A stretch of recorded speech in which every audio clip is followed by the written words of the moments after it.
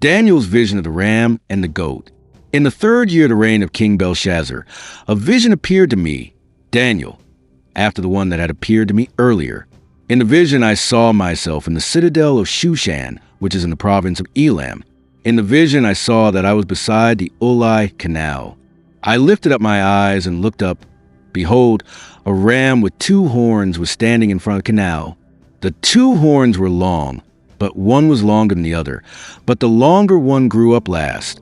I saw the ram charging toward the west and north and south. No animal could stand against him. None could deliver from his hand. So he did as he pleased and magnified himself. While I was contemplating this, behold, a male goat came from the west, crossing the face of the whole earth without touching the ground. Now the goat had a conspicuous horn between his eyes. He came up to the 2-horned ram that I had seen standing beside the canal and charged it with raging strength. I saw him attacking the ram furiously, striking the ram and shattering his 2 horns. Now the ram was not strong enough to stand against him, so he knocked the ram to the ground and trampled him.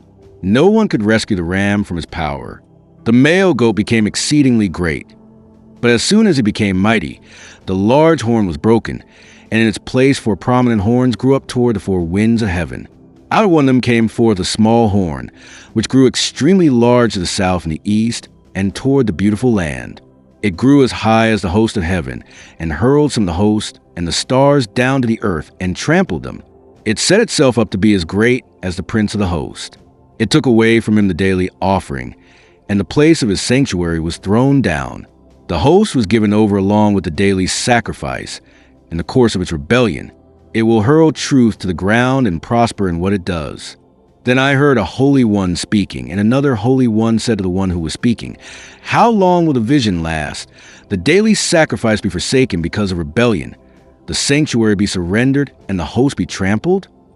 Then he said to me, "For 2,300 evenings and mornings, then the sanctuary will be vindicated." The interpretation of the vision. Now it happened that while I, Daniel, was watching the vision and trying to understand it, behold, standing before me was one with the appearance of a man. Then I heard a human voice coming from between the banks of the Ulai, calling out, saying, "Gabriel, make this man understand the vision." He came near to where I was standing, and as he approached, I was terrified and fell on my face.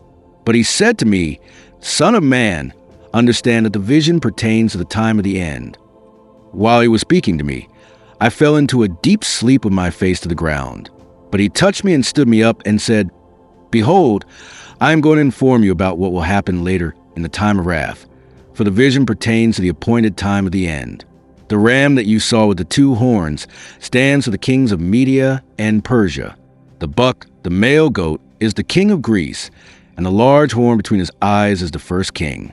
The 4 horns that replace the one that was broken represent 4 kingdoms that will arise from this nation, though not with its power. Now, toward the end of their reign, when the measure of transgressions is completed, a stern-faced king, a master of intrigue, will arise. His power will be mighty, but it will not be by his strength alone. He will cause extraordinary devastation and succeed in whatever he does.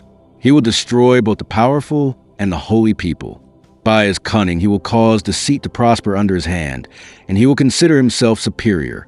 He will destroy many, taking them unaware.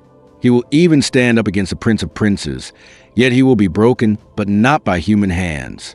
Now the vision of the evenings and mornings has been told to you is true, but seal up the vision, for it concerns many days from now.